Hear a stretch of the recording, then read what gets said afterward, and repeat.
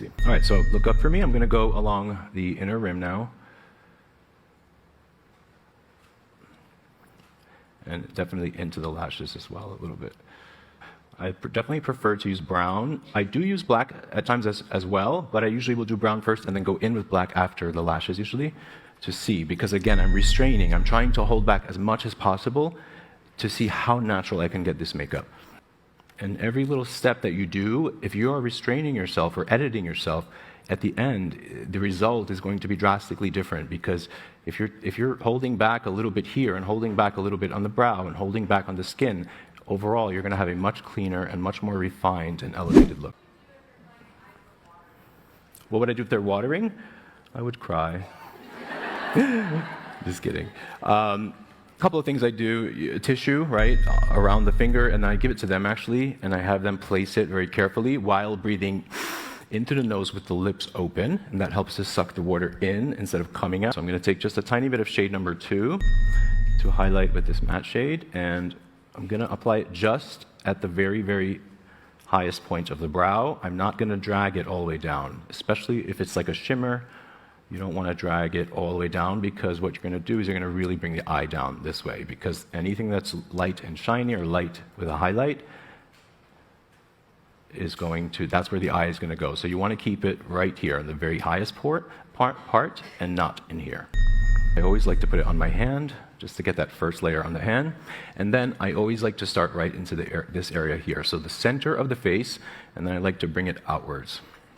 What I'm doing now is sort of, I'm pressing it onto the skin, but I'm also kind of pulling it outward a little bit. I'm not dragging this onto the skin.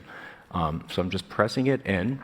But as I get now to the outer corners of the face, so the hairline, the perimeter of the face, you don't want to use barely any product in that area. Does anyone know why?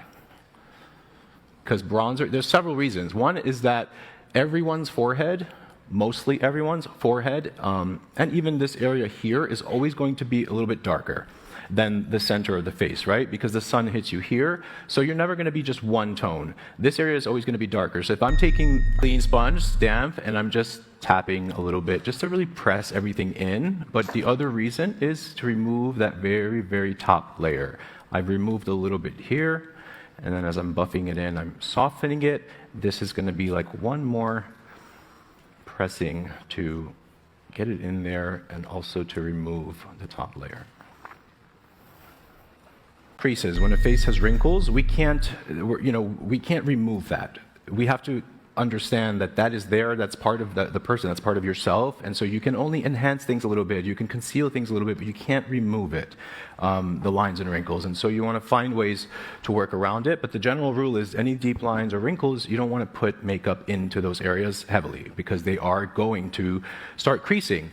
And that's okay. Things can crease. You just take a finger or a sponge and you just pat it out a little bit, throughout the day if it's a problem. We see a lot on social media. We see so much perfection, but there's lights and there's tricks and cameras and things like that. And so you have to always remember to stay grounded in the real physical world, in that, we're not living our lives 100% on social media. And so we want to look good in the real world. So if you can, it helps a little bit to release that sort of pressure to feel like you need to have everything so perfect. And